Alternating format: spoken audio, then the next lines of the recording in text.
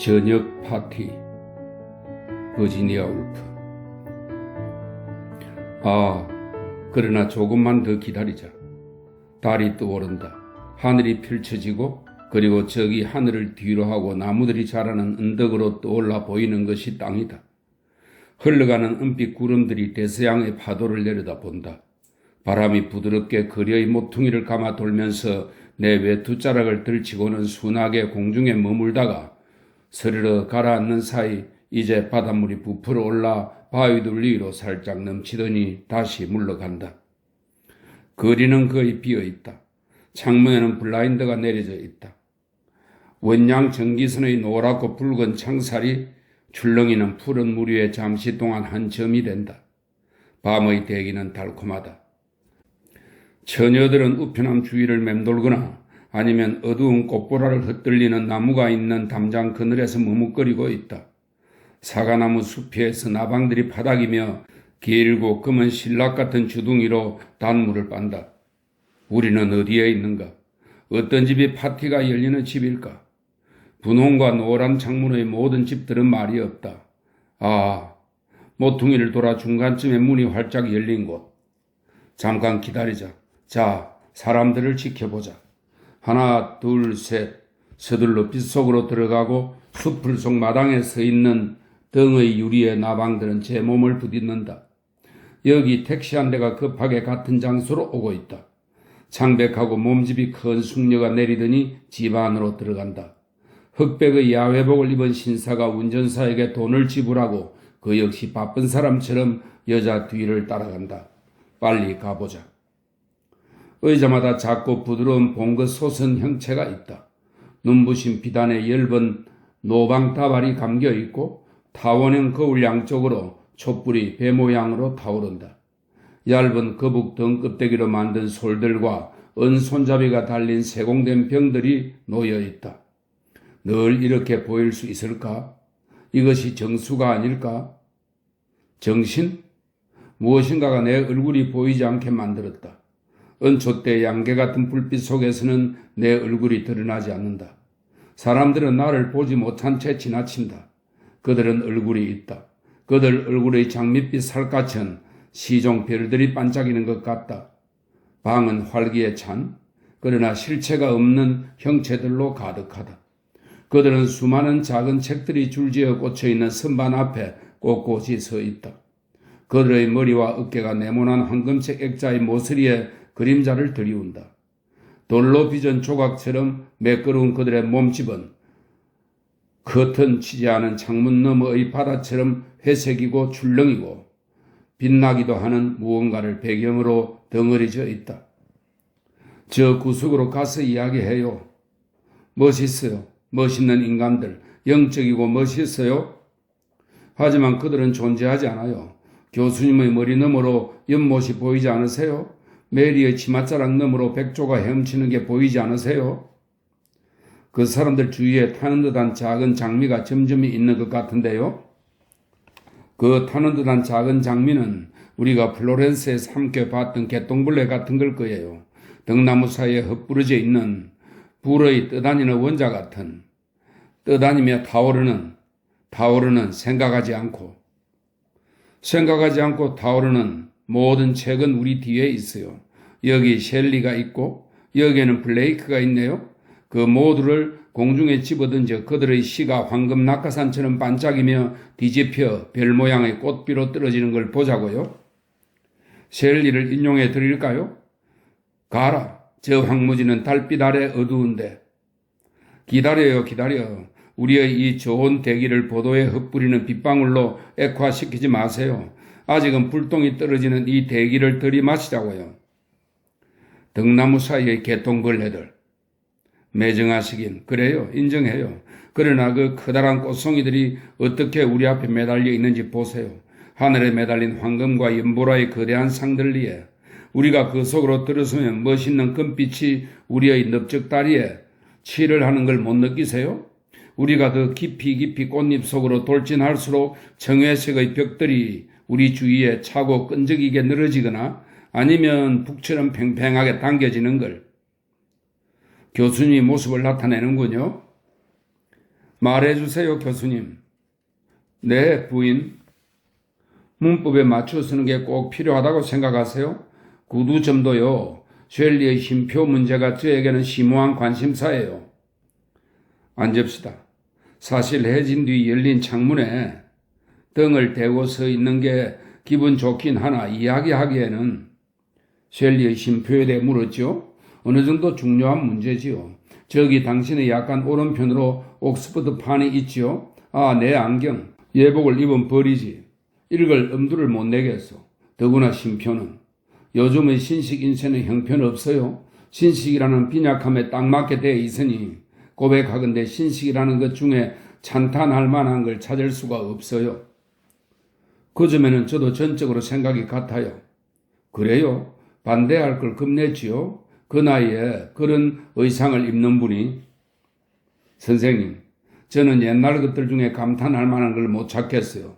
이 고전들, 셀리, 키츠, 브라운, 기본, 사람의 표현이거나 하나님의 표현이거나 수정하지 않은 한 페이지, 완벽한 한 단락, 심지어 한 문장이라도 인용할 수 있나요? 부인, 당신의 반대 의견이 무게가 있긴 합니다만 냉정함이 결여됐어요. 더군다나 거론한 이름들이 어떤 정신적 맥락에서 셸리와 기본을 나란히 놓을 수 있어요?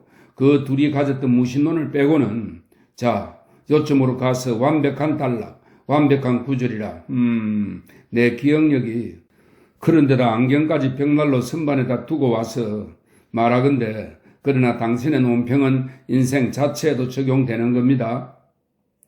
확실히 오늘 밤은 사람의 표현으로도 내 생각에 그걸 다시 쓰는데 별 어려움이 없을 것 같은데 이 열린 창문, 이 바람이 들어오는 곳에 서서 그리고 귓속말로 하겠소.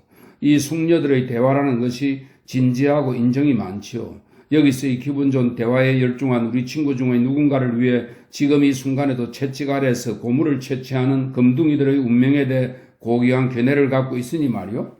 당신네들의 완벽함을 즐기기 위해 그 점은 수긍해요. 제외되는 게 있게 마련이에요. 모든 것의 대부분이 제외되죠.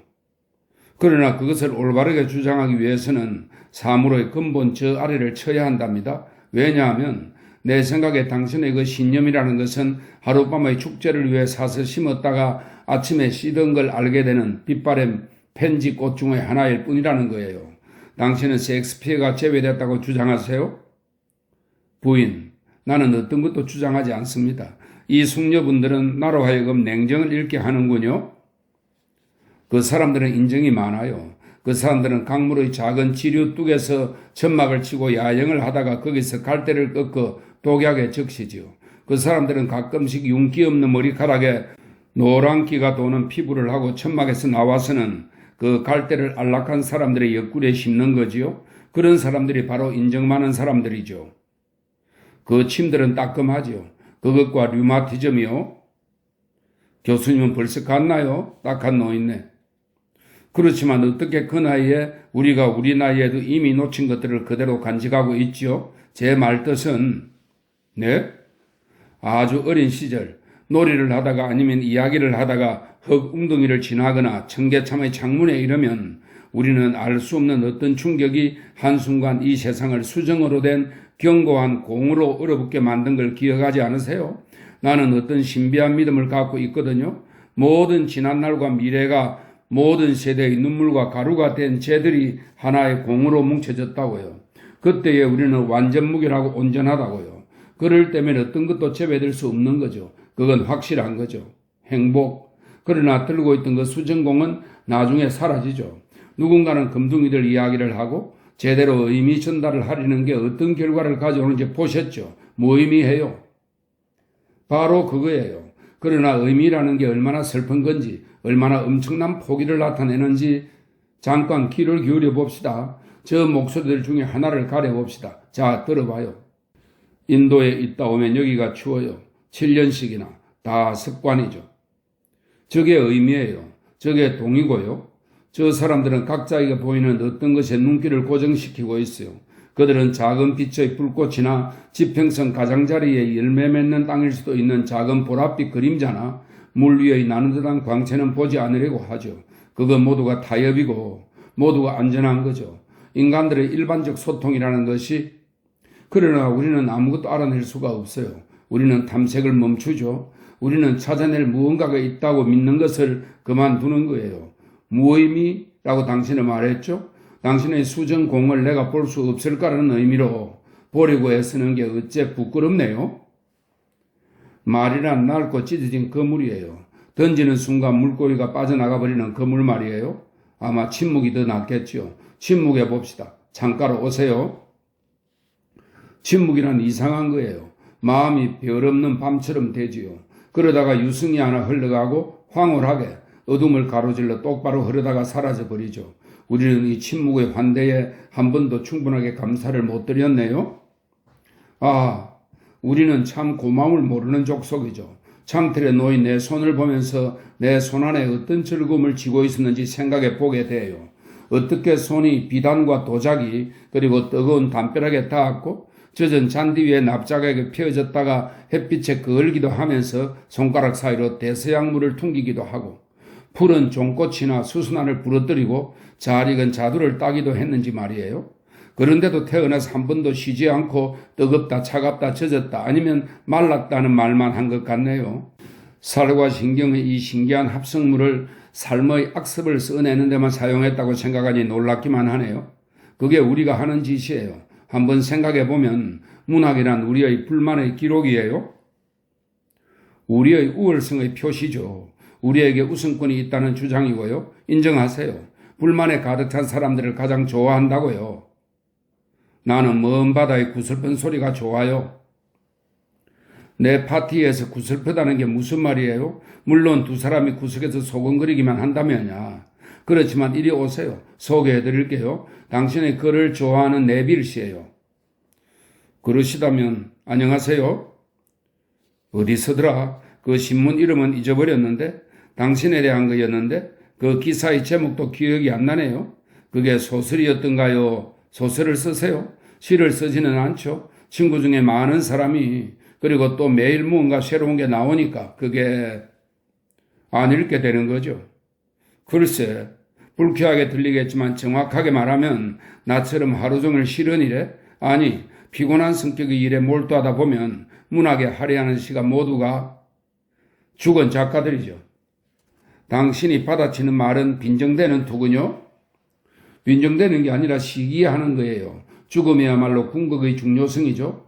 프랑스 사람들처럼 죽은 자들은 너무나 글을 잘 써서 그리고 또 어떤 이유로 그들을 존경하게 되죠. 대등한 경우에라도 어쩐지 죽은 사람들은 우리의 부모가 그렇듯이 더 나이 들고 더 현명하게 느껴지죠. 산자와 죽은 자의 관계야말로 분명 가장 고상한 거지요. 그렇게 느끼신다면 죽은 사람들에 대해 이야기해 봅시다. 렘이나 소포클레스, 더 퀸시, 토머스 브라운 경에 대해 윌트 스코트 경, 밀턴, 말로, 페이트, 테니슨. 테니슨, 페이트. 문을 잠그세요. 당신의 눈만을 볼 수 있게 커튼도 치세요. 꿇어앉을게요. 손으로 얼굴을 가립니다. 페이프를 사모합니다. 테니슨을 존경합니다. 딸이여, 계속하거라. 자신의 잘못을 고백하는 건 쉬운 일이에요. 그러나 누군가의 장점을 감출 만큼 충분히 깊은 어둠이 있을까요? 나는 사랑합니다. 사모합니다. 아니에요. 내 영혼이 그를 향해 어떻게 한떨기 숭배의 장미가 되는지 말할 수 없어요. 내 입술 위에서 그의 이름이 떨립니다. 셰익스피어. 나 그대를 사면하노라. 그런데 사람들은 셰익스피어를 얼마나 자주 읽을까요? 얼마나 자주. 여름밤은 흐뭇고 달은 높이 뜨고 대서양처럼 깊은 별과 별 사이의 나라. 그 어둠을 뚫고 장미가 하얗게 모습을 드러낼까? 셰익스피어를 읽기 전의 마음이란 여름밤이에요. 그게 그의 글을 읽는 방법이에요. 장미가 나부끼고 파도가 부서지고 들판을 넘어 새벽의 낯선 대기가 집의 문들을 흔들다 쓰러지고 그러고는 자려고 들어눕고 침대의 밤새도록 바다 위에 꼿꼿이 앉아서 별들은 대양 한가운데 홀로 떠서 우리의 작은 배는 외로이 그래도 꿋꿋이 흐르네. 북녘빛의 충동에 이끌리며 안전하게 둘러싸여 바다 위 밤이 머무는 곳에서 녹아드네. 거기서 점점 작아지다가 사라지네. 그리고 우리는 가라앉아 매끄러운 돌처럼 차갑게 봉해졌다가 다시 눈을 활짝 뜨네. 벌떡 밀고 치고 때리고 첨벙이고 침실의 가구들, 그리고 봉에 매달린 커튼의 달그락거림. 나는 내 힘으로 먹고 살아요. 소개해 주세요. 그 사람은 옥스퍼드에 있는 우리 오빠를 알아요. 당신도 알아요. 방 가운데로 나오세요. 여기 당신을 기억하는 사람이 있어요. 어렸을 때 당신은 분홍색 드레스를 입었지? 개가 날 물었어요. 바다에 막대기를 던지는 건 위험한 짓이지. 그런데 당신 어머니는 해변가 천막 옆에 앉아서 웃고 있었지. 당신 어머니는 개들을 좋아했어요. 당신은 내 딸을 알지요? 저 사람은 그 아이의 남편이에요. 이름이 트레이든가요? 큰 갈색 개가 우체부를 물어뜯던 조금 더 작은 개가 있었죠. 이제 알겠네요. 사람의 기억이란. 그러나 지금 나는 그것을 가로막고 제발. 그래요. 내가 썼어요. 생각나요. 제발. 빌어먹을 헬렌 또 끼어들다니. 저기 그녀가 가고 있네. 결코 다시는 사람들 사이를 밀치며 쇼를 피인으로 고정하고 천천히 계단을 내려가네. 가버렸어. 지난 일이. 그런데 들어보세요. 말해주세요. 나는 겁이 나요. 낯선 사람이 너무 많아요. 특수임이 난 사람들도 있네요. 어떤 이들은 너무 아름답고 저 여자가 작약꽃을 만졌어요. 꽃잎이 다 떨어졌네요. 그리고 사나워요. 저런 눈을 한 여자가 아르메니아 사람들이 죽어가요. 그리고 종신형? 왜? 저렇게까지 제잘거리다니. 지금은 말고 우리 모두 속삭여야 해요. 우리 모두 귀를 기울이고 기다리죠. 무엇 때문에 기다려야 되는 거죠? 등잔에 걸렸어요. 당신의 그 얇은 옷감을 조심하세요. 여자가 죽은 적이 있대요. 사람들 말로는 그게 백조를 깨웠대요.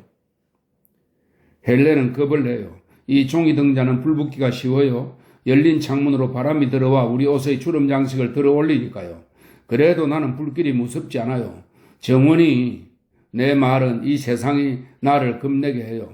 저기 저 밖의 작은 불빛들 그 아래 원형의 땅을 제각각 가진 그 정원이 언덕과 마을들, 그리고 그림자들, 라일락이 흔들리고 그렇게 이야기만 하고 있지 마세요. 이제 갑시다. 정원을 지나서 당신 손을 잡고 가라. 다른 항무지 위에 어둡게 들이우고 가라. 우리는 과감히 맞설 거예요. 나무가 일으켜 놓은 높은 어둠의 파도에 끝없이 솟아오른 외롭고 검은 어둠의 파도에 빛은 잃었다가 쓰러지고 바다는 대기처럼 엷어지고 달은 그 뒤에 있고 가라앉고 있나요? 떠오르고 있나요? 섬들을 보고 있나요? 나와 단 둘이서